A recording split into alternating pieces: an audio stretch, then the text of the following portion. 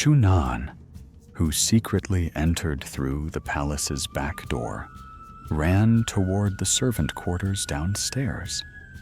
She was out of breath, her hair disheveled, her jade ornaments had fallen.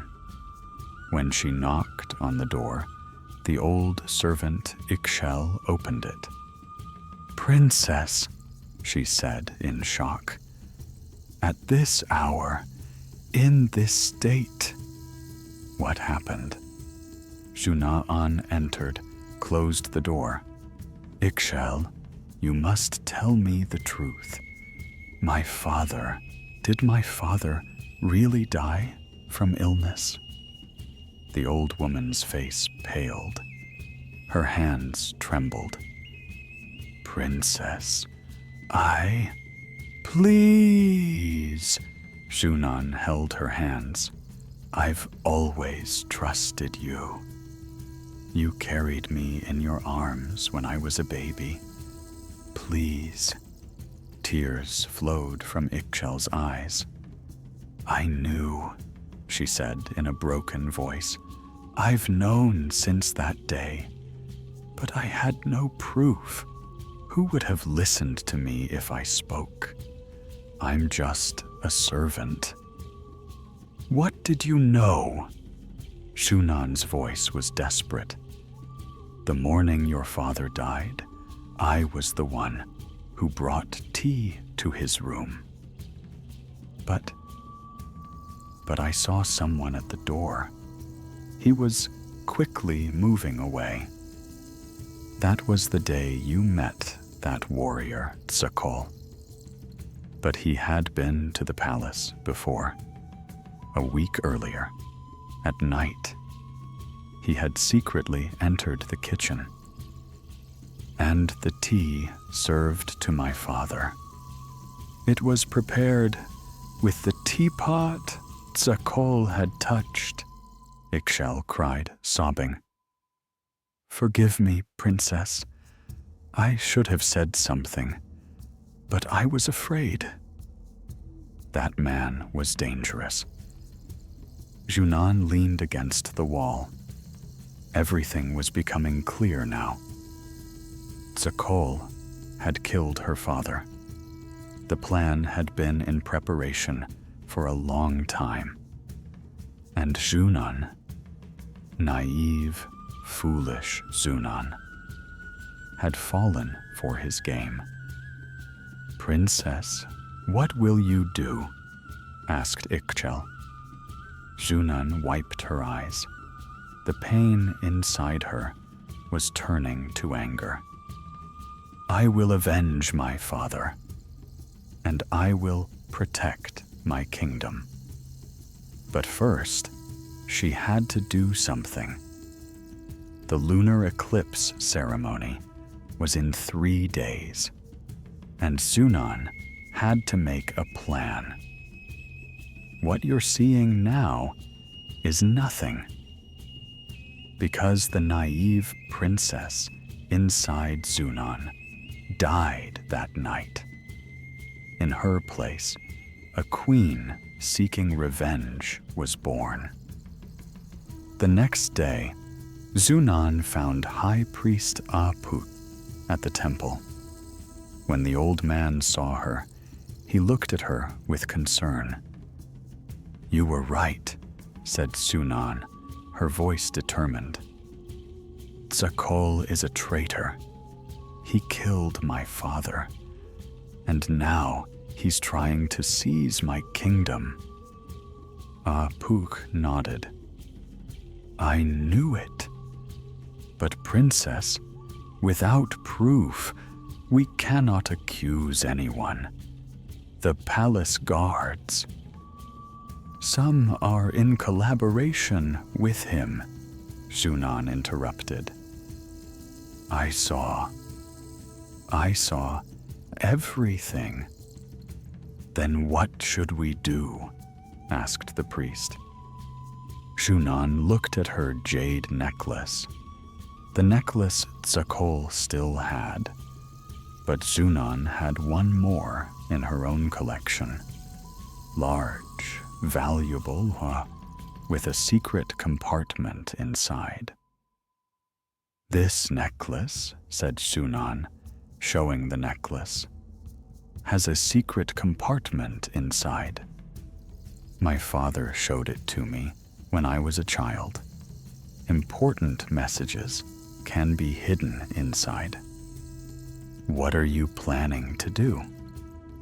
I'll send a message to Tzacol. I'll tell him that on the night of the lunar eclipse, I want to meet in the temple's secret room.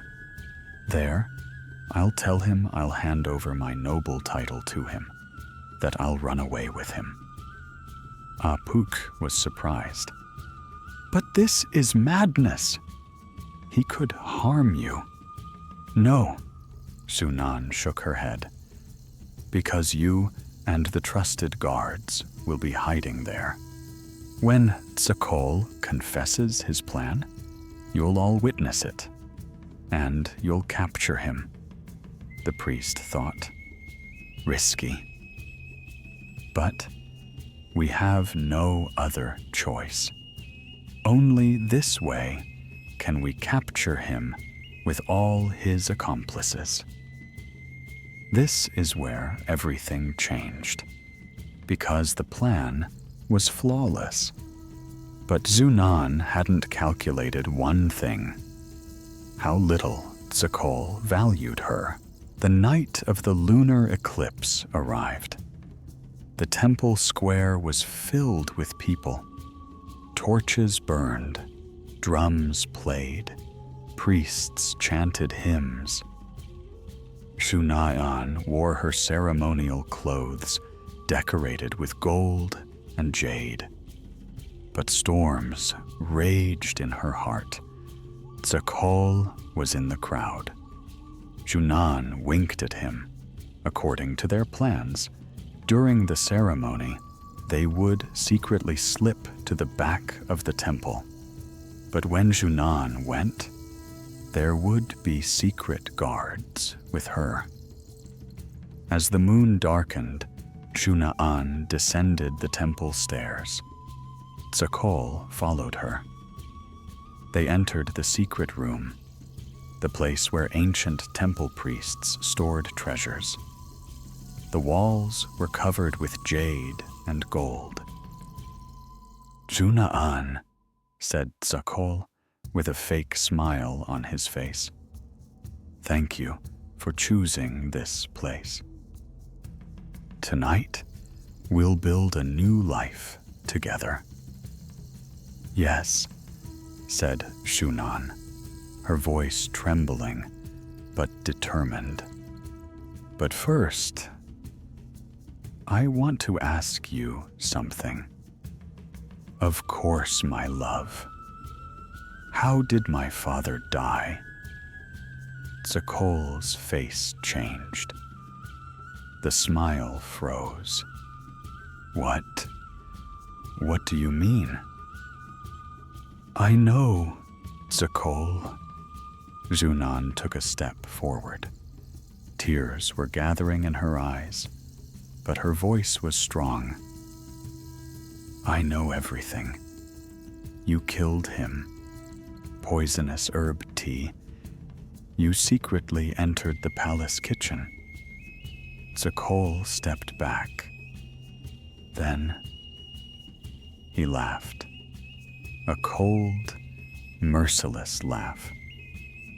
Ah, Xunaan. Naive, foolish Xunaan. So you finally figured it out. Why? Xunaan's voice broke. Why did you do this? I loved you. Love? Tzacol mocked. Do you think I'm here for love? Xunaan, I've been planning this for years. My father was a palace guard. He was unjustly killed by a noble. I swore to take revenge. Your family destroyed mine. Now I'll destroy yours. But but I never did anything bad to you. You were just a tool." Tzacol shrugged. "Jade necklaces, palace access, treasure information. I took everything from you. And now, the final step, eliminating you." Tzacol pulled a dagger from his belt. Moonlight gleamed on the metal. But the most shocking thing, Xunaan wasn't afraid at all in that moment. "I knew," said Xunaan, not stepping back. "I knew everything. Priest Puch warned me. My servant told me everything. And I heard your plan." Tzacol paused. "What?" "I followed you. I saw your meeting at the abandoned temple. I heard everything. Then why did you come here?" Tzacol held the dagger tightly. "Do you want to die?" "No," Xunaan shook her head. "I wanted you to confess." Right at that moment, the temple's secret doors opened. Priest Puch and 12 guards entered. They had all heard Tzacol's words. "Tzacol," said Puch, authority in his voice, "as the king's murderer, you are accused of treason against the kingdom. And now, you're attempting to attack the princess. Drop the dagger." Tzacol looked around. He was trapped.